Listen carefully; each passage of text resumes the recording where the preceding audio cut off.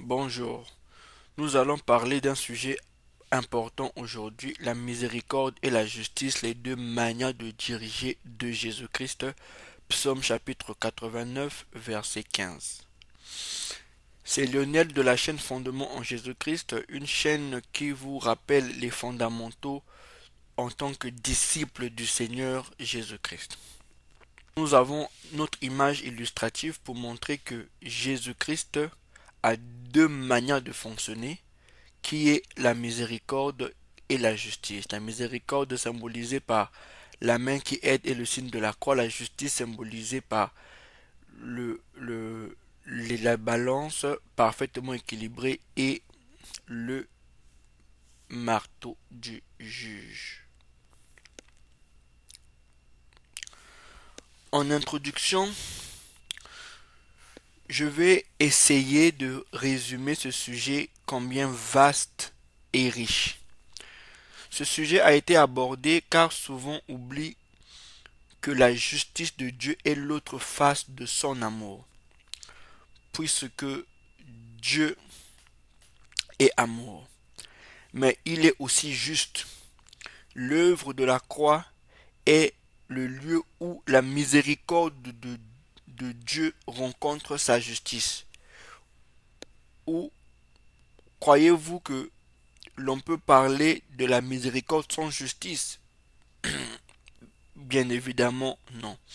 La grâce divine sans la justice divine est une illusion dangereuse.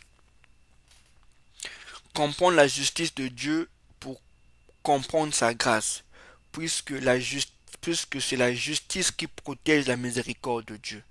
Sinon Dieu irait dans tous les sens, sans repère. Nous allons donc voir la manière de gérer de Jésus, qui est aussi sa politique. Le mot politique, c'est tout ce qui touche aux affaires publiques. Et je sais que nous en serons bénis. Chers auditeurs, la sainteté et la justice de Dieu, c'est ce que nous oublions. Le Dieu que nous aimons en Jésus-Christ est miséricorde et aussi juste. Puisque Jésus-Christ est le juste juge et il jugera chacun selon ses œuvres. Mais il dit aussi, je suis le bon berger qui donne sa vie pour ses brebis. Et il rappelle dans Apocalypse chapitre 12, Apocalypse chapitre 22 verset 12, voici, je viens bientôt et ma rétribution est avec moi pour rendre à chacun selon ce qu'est son œuvre. Je suis l'alpha et l'oméga, le premier et le dernier, le commencement et la fin. Ou encore Apocalypse chapitre 18, ou encore Apocalypse chapitre 2 verset 18, écrit à l'ange de Thyatire, voici ce que dit le Fils de Dieu, celui qui a les yeux comme une flamme de feu, et dont les pieds sont semblables à de l'airain ardent. Je connais tes œuvres, ton amour, ton fidèle service, ta constance, et tes dernières œuvres plus nombreuses que les premières. Mais ce que j'ai contre toi, c'est que tu laisses la femme Jézabel, qui se dit prophétesse, enseigner et séduire mes serviteurs, pour, ce, pour qu'ils se livrent à l'impudicité et qu'ils mangent des viandes sacrifiées aux idoles. Je lui ai donné du temps afin de se repentir, et elle ne veut pas se repentir de son impudicité. Voici, je vais la jeter sur un lit et envoyer une grande tribulation à ceux qui commettent l'adultère avec elle, à moins qu'ils ne se repentent de leurs œuvres. Je ferai mourir de mort ses enfants, et toutes les églises connaîtront que je suis celui qui sonde les reins et les cœurs, et je vous rendrai chacun selon ses œuvres. Voilà, c'est un sujet très riche, très passionnant, et que ma manière d'exposer ne vous enlève pas la certitude que ce sujet est très très important pour tous ceux qui veulent marcher dans le corps du Christ, ou tous ceux qui se disent disciples de Christ. Parce que tout le monde se dit chrétien aujourd'hui parce qu'il prie Jésus-Christ. Or, nous parlons de disciples de Christ, ceux qui pratiquent la justice de Christ. Et c'est cela que nous allons rappeler, l'importance de la justice de Dieu, de la justice de Christ dans l'Église du Seigneur. Voilà un peu. Donc, nous prenons les Écritures pour illustrer ce que nous voulons dire par là. Dieu est bonté. Dieu est bon. Dieu est miséricordieux, n'est-ce pas? Car il le dit plusieurs fois. Il le dit quand il rappelle les pharisiens. Matthieu chapitre 9 verset 13, il dit: allez et apprenez ce que signifie je prends plaisir à la miséricorde et non au sacrifice, car je ne suis pas venu appeler les justes, mais les pécheurs. Il va encore le répéter dans Matthieu chapitre 12 verset 7. N'est-ce pas? Mais ici c'est important. Dans 12 verset 7 il dit: si vous saviez ce que signifie je prends plaisir à la miséricorde et non au sacrifice, vous n'auriez pas condamné des innocents. N'est-ce pas? Ou rappelons que le même Jésus-Christ, il est aussi la justice. Matthieu 12, verset 18, il dit, ça commence au verset 17, afin que s'accomplisse ce que a été annoncé par Ésaïe le prophète. Voici mon serviteur, donc on parle de Jésus. Voici mon serviteur que j'ai choisi, mon bien-aimé en qui mon âme a pris plaisir. Je mettrai mon esprit sur lui et il annoncera la justice aux nations.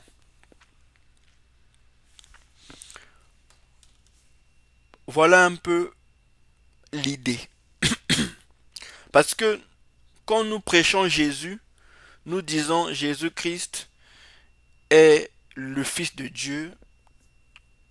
Fils de Dieu qui veut dire que c'est Dieu qui a pris la forme d'une personne, ou Dieu dans une personne, qui est venu accomplir une œuvre en donnant, il a vécu une vie pieuse, une vie parfaite, sans péché, et il a donné cette vie-là à Dieu, afin que Dieu, par cette vie-là, nous donne à nous la vie éternelle.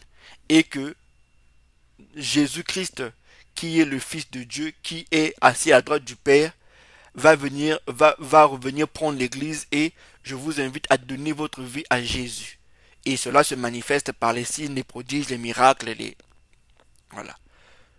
Cependant, après avoir dit ça, beaucoup ne comprennent pas pourquoi ils vont changer de comportement. Ils ne comprennent pas. Ou ils se disent, mais pourquoi je vais changer de comportement?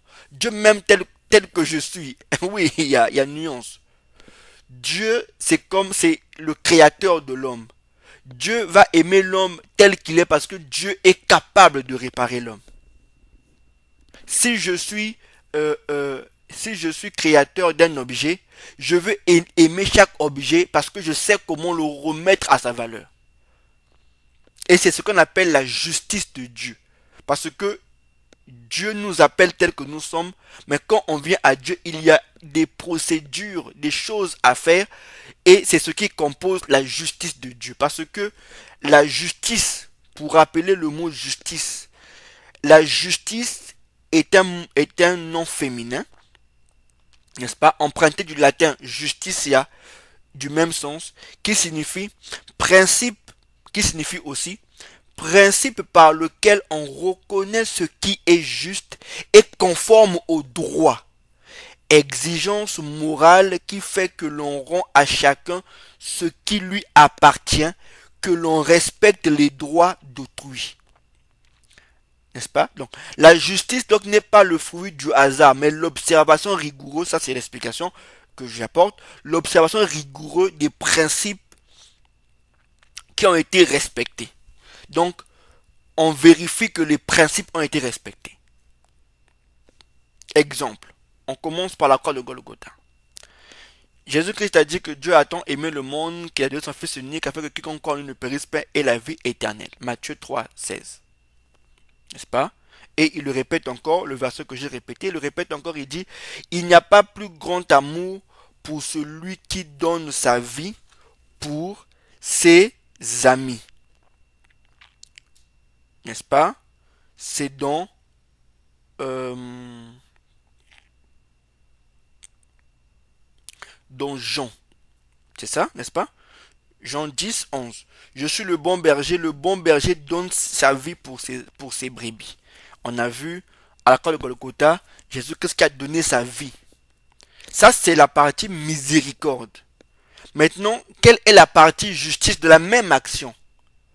Je peux prendre le avant et le après. Le avant, c'est qu'il fallait que le Seigneur puisse choisir une femme pieuse parmi les filles, parmi les enfants d'Israël et qui serait, n'est-ce pas, de la qui serait de la tribu de Juda. Selon ce qui est écrit dans Genèse, le Shiloh viendra. Genèse 49, quand Jacob appelle ses enfants, n'est-ce pas, je prends le verset 10, il dit, il dit ceci, il dit, le sceptre ne s'éloignera point de Juda, ni le bâton souverain d'entre ses pieds, jusqu'à ce que vienne le Shiloh et que les peuples lui obéissent. N'est-ce pas? Donc, le Shiloh est celui-là. N'est-ce pas? Voilà pourquoi quelque part on rappelle qu'il y aura sur le trône de David un remplaçant éternel.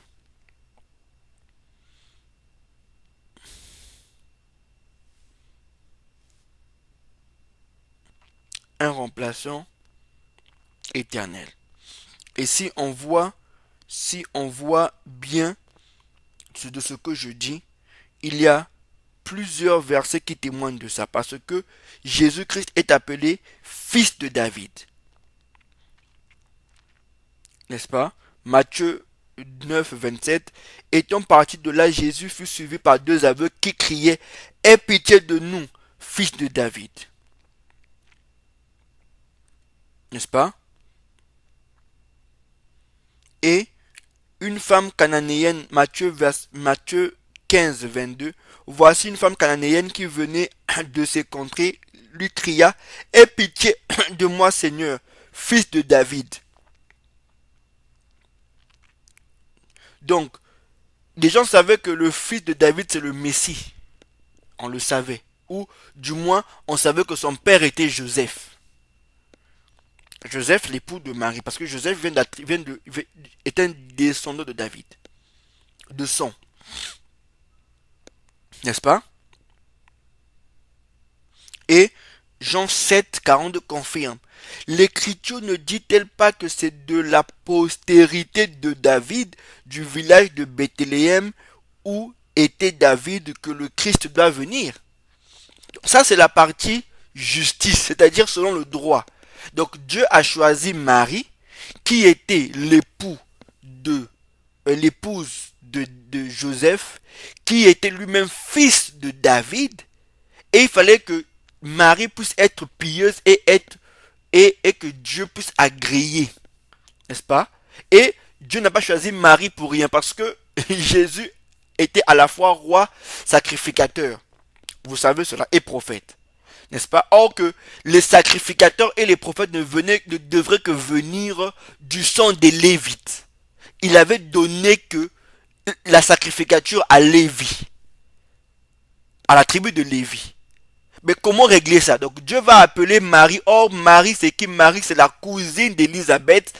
Élisabeth qui est elle-même une fille de Lévi, de la tribu d'Aaron.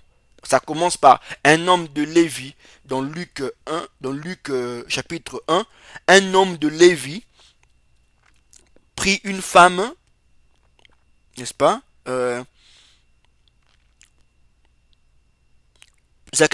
Luc chapitre 1 verset 5. Du temps Hérode, roi de Judée, il y avait un sacrificateur nommé Zacharie de la classe d'Abdias et sa femme étant, était d'entre les filles d'Aaron et s'appelait Élisabeth. Ça, c'est la justice de Dieu. Donc, Dieu a le pouvoir mettre en ordre sa parole. Quand il accomplit l'arrivée du Christ, il met en ordre.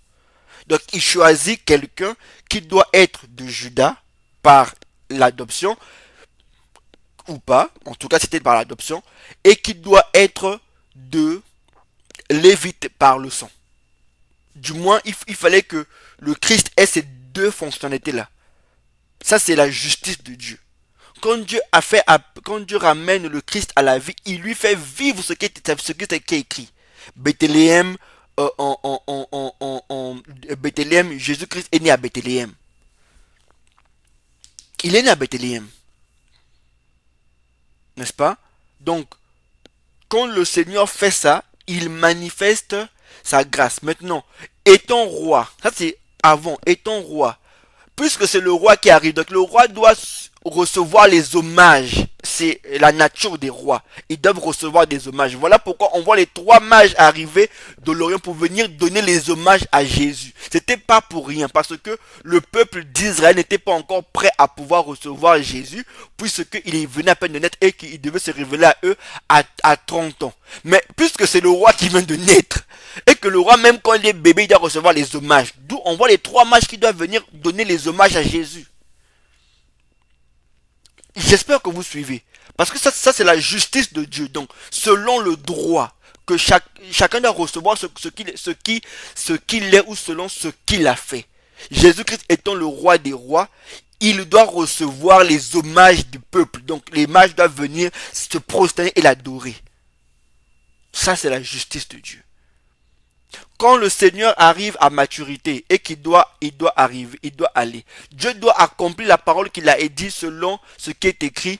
Je suis la voix qui crie dans le désert pour aplanir, je vais mettre le verset en ligne, pour aplanir les chemins du Seigneur. Donc, d'où qu'est-ce qu'il fait? Il fait appel à Jean-Baptiste.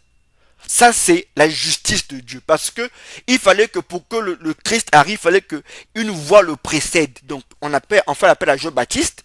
Jean-Baptiste arrive, il doit préparer le chemin du Seigneur, aplanir ses chantiers.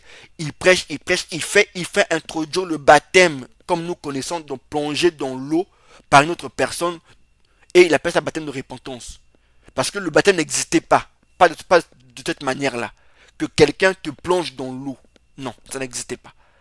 C'est Jean-Baptiste qui a introduit ça parce qu'il devrait aplanir les chemins du Seigneur. C'est un sujet tellement trop riche, au fait, tellement beau qu'on on va l'explorer, n'est-ce pas? Donc, Jésus vient et comme il est le Fils de Dieu et qu'on doit attester que c'est le Fils de Dieu, quand il est baptisé de Matthieu 3, les cieux s'ouvrirent, une voix doit témoigner de lui. Parce qu'il dit, parce que la loi disait que le témoignage de soi-même ce n'est pas bon. Même Christ l'a dit. Il a dit, si je témoigne de moi, mon témoignage, je témoigne de moi, mon témoignage est nul. N'est-ce pas? Jean 5, 31. Si c'est moi qui rends témoignage de moi-même, mon témoignage n'est pas vrai. Mais il y a un autre qui rend témoignage de moi. Et je sais que le témoignage qu'il rend de moi est vrai. Vous avez envoyé vers Jean.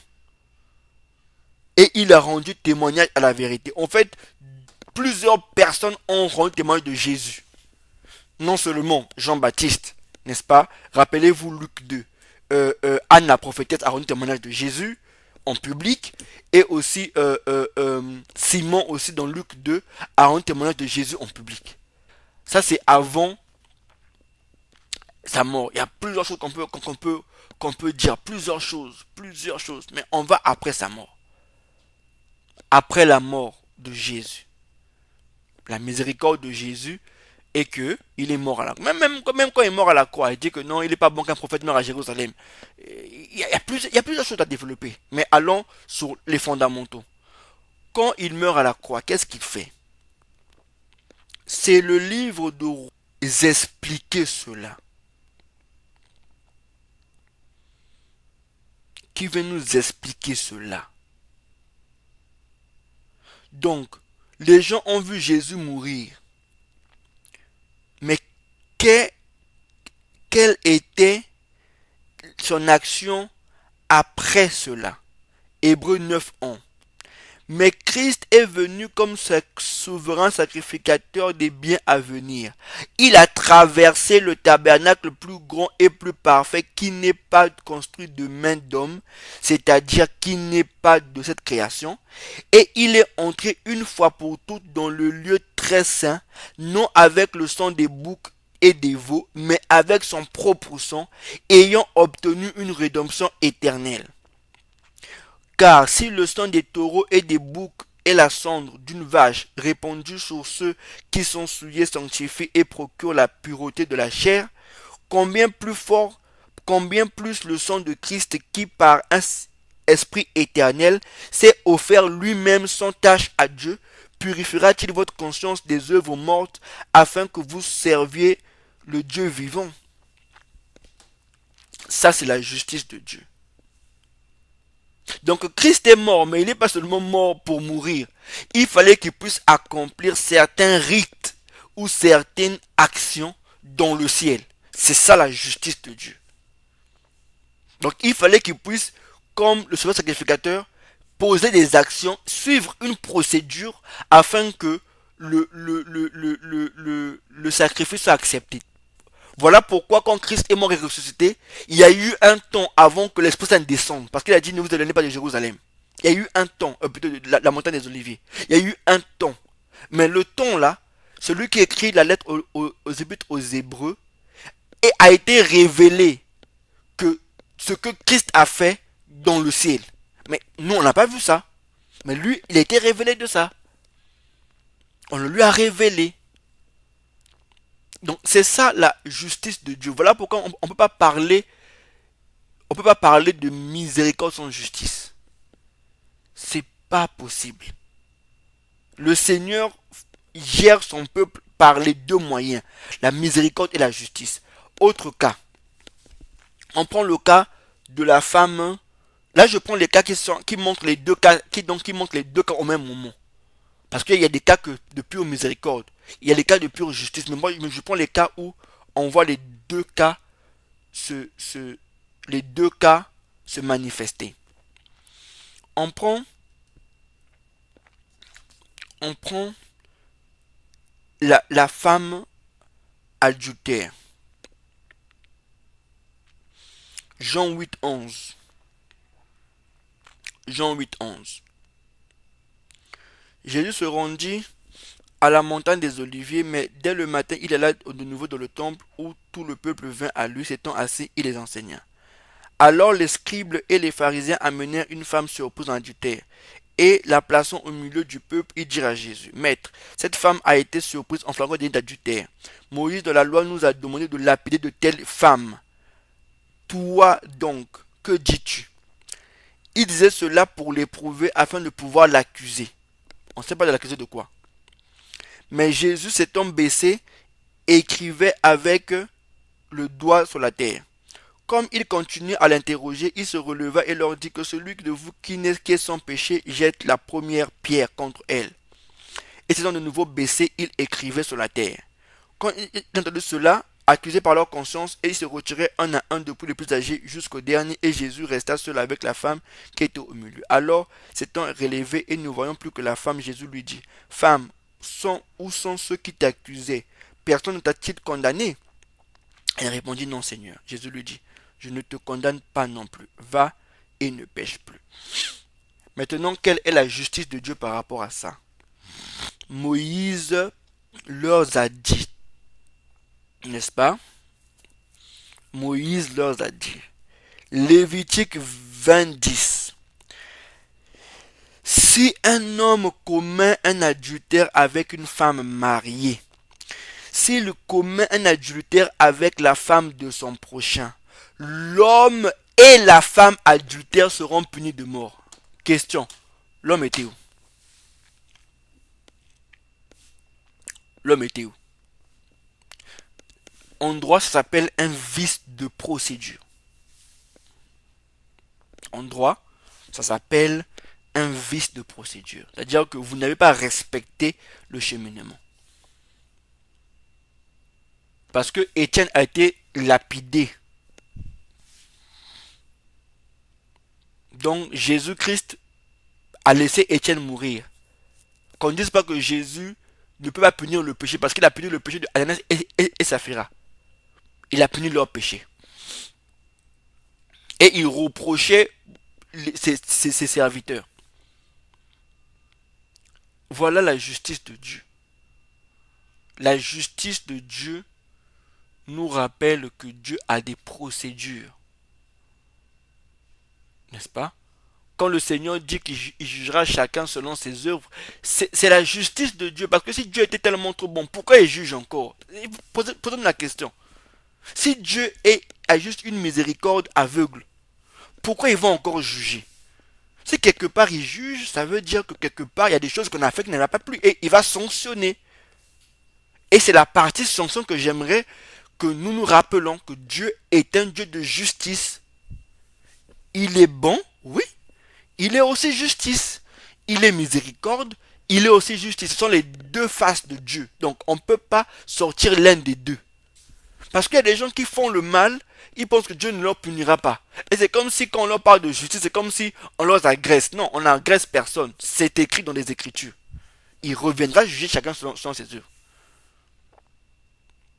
Ce sujet est tellement trop important, tellement trop vaste, n'est-ce pas, que là nous sommes déjà à pratiquement plusieurs minutes, mais je n'ai même pas encore épuisé la moitié de ce que je devais dire. Parce que le sujet est tellement trop riche. Cependant, l'important pour moi de pouvoir transmettre à l'auditoire que Dieu est un Dieu de justice aussi. Voilà pourquoi il dit, celui qui croira et qui sera baptisé sera sauvé. Celui qui ne croira pas sera condamné. Quelqu'un n'est pas baptisé, il ne sera pas sauvé. Et même le baptême, il y a des normes. Donc, voilà un peu pour cette partie. J'espère que j'aurai convaincu ou rappelé quelqu'un que le Seigneur est un Dieu de miséricorde et aussi, pas mais aussi, et aussi un Dieu de justice. Nous nous retrouvons, si Dieu fait grâce, dans notre vidéo.